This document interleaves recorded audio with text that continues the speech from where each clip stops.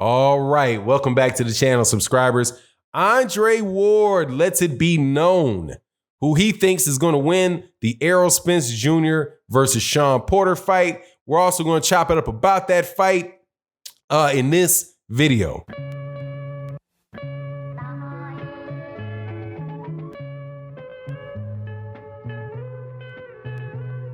All right, welcome back to the channel, subscribers. If you're not subscribed, please subscribe and hit the bell icon so you can be notified of when we release more videos. And I want to say thank you very much to all the supporters that come by the live streams and OG Boxing Talk on Sunday morning. Thank you very, very, very much.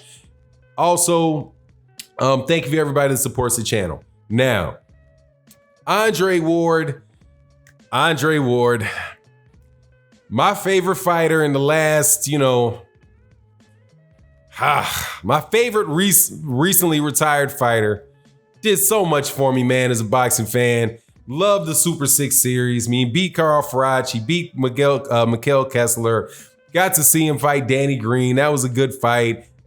Just fight after fight after fighter. One of the most I think, as far as fighters in this modern age, one of the most underrated fighters in the modern age is Andre Ward. Man, tough as nails, didn't lose a fight from the age of 12. Some people just miraculously changed the age to 13. I was like, man, how does it change from 12 to 13 all of a sudden? But anyway, from the age of 12 to the time he retired, he never lost a fight.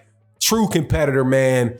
Can fight on the inside, can fight on the outside. I give him a shot to beat anybody. Anybody that I've ever seen fight that's been around the weight class with him, including Roy Jones Jr.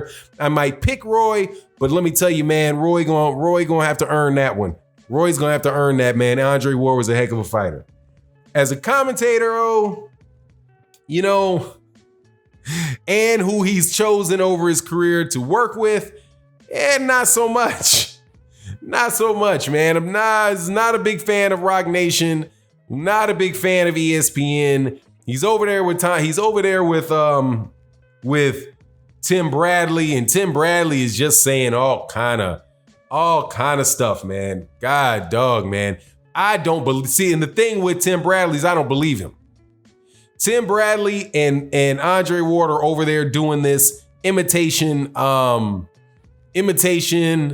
of Stephen A. Smith and whatever that guy, and what's the name of that guy? He's not on ESPN anymore. I think he might have actually went to Fox. Skip Bayless. When those guys used to go back and forth with each other and have these ridiculous arguments, right? Where one guy says something, somebody says something that makes sense, and the other guy comes back and says something that's absolutely ridiculous. And the argument back and forth is what's really driving the show. And I get it. It's trying to pull people in to two extremes of the argument.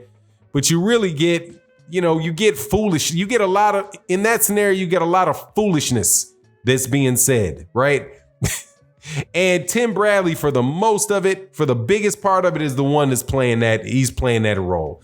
There are subscribers to my channel that, that have much more harsh words for Tim, that I ain't gonna necessarily say them, but at the same time, man, put it this way, him and Jason Whitlock, man, they seem like they singing up off the same script sometimes, and I have no love for Jason Whitlock. Anyway, Andre Ward, talking about the Errol Spence Jr. and Shawn Porter fight, says that he wouldn't call it a 50-50 fight, but 60-40, he gets somewhere more like 60-40, but anything can happen on a night of a fight, so you just don't know how it's going to turn out.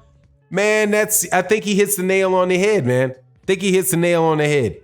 60-40, yeah, I'm more like 70-30, but I do, and that 30%, it's there because you just never know what's going to happen, especially when you're dealing with somebody like Shawn Porter, who is, we just came off of watching a fight where a fighter fought for 12 rounds or 8 rounds with a gash, with a 6-inch gash over the top of his eye and a 2-inch gash on the lid of his eye.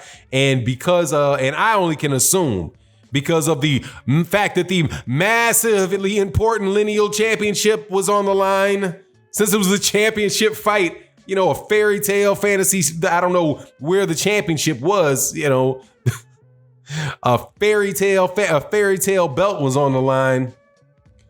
They decided to let this fight continue, and Tyson Fury is bleeding all over the place, man. That came from a punch, but you know, we're dealing with Shawn Porter and Kenny Porter.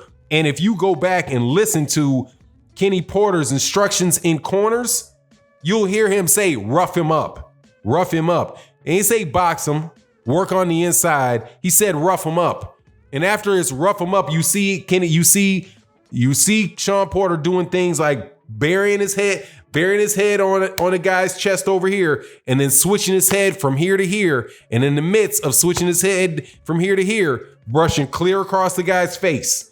Also, you see him throw a jab and come in and originally place his head on the chest by coming in, boop, right there. So if a dude tries to jump in, boop, head hits here, swing head across, head hits here, head hits here.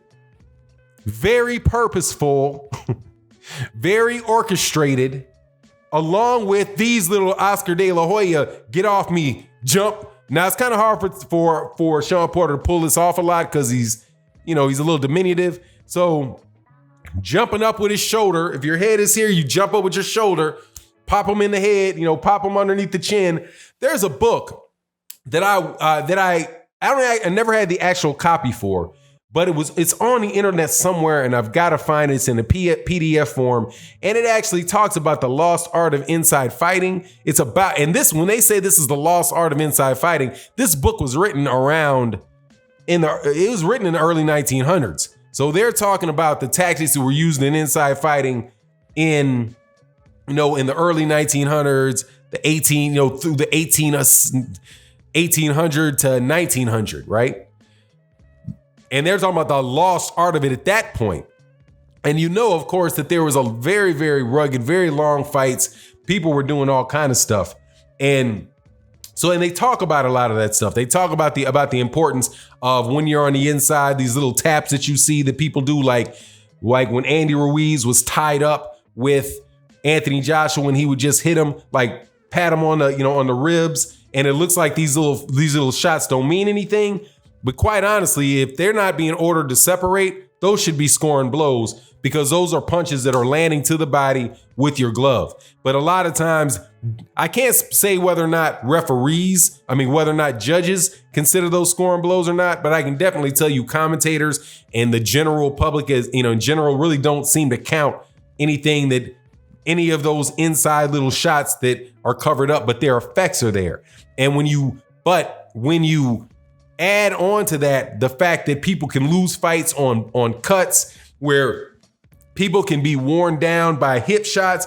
The Bernard Hopkins was one of the best ever at that. I mean, I can't say the best ever. I'm trying not to make overstatements that I accuse other people of making. One of the best that I've ever seen, or the most consistent that I've ever seen, with hip shots, shots to the head, shots to the back of the head. Oh my God. Shawn Porter with them shots to the back of the head is ridiculous. He's just immediately club to the back of the head, club. He's got no remorse, no shame when it comes to that type of stuff. And from what I can see, he's just not the same level of boxer, like the fundamental skills of boxing that Errol Spence Jr. is. And that, I mean, specifically that Errol Spence Jr. is very, very tight with his defense. There's not a lot of room. There's just not a lot of room to get stuff off on him, because his hands are in the right position unless he's out of range, and he will switch things up and look different. And you will make contact with him, his body, because he's right there, right? He's not halfway across the ring. He's right there. So you will make contact with him, but it's very hard to cause contact with him in a way that is going to be a fight altering way, in a fight altering way, but he's still right there in your chest. So the way that I see it is that I agree with Andre Ward. I got it about 70-30, but after you watch the way that some of these fighters get injured, you see people yanking on people's arms, and you just never know what's going to happen when you get in the ring with somebody that is experienced in doing that. Now, Teddy Atlas also added something to it, and I feel like about Teddy Atlas like I feel about Bob Arum. I did a video earlier, or it might be posted later, that you'll see, where I talk about Bob Arum.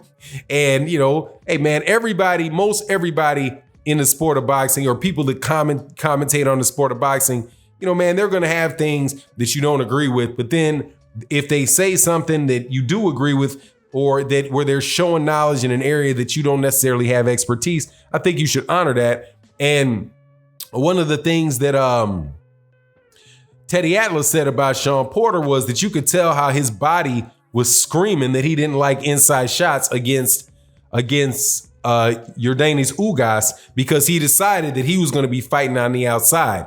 And he said, look, these guys aren't going to necessarily just tell you with their mouths. You have to judge their actions and see what they're doing. And that's why he was picking Errol Spence Jr. to win, because he thinks that Errol Spence Jr. is a real deal. He's has a high degree of boxing talent. He also talks about Terrence Crawford, and I'll get into that, in another video. But look, I agree with what Andre Ward says.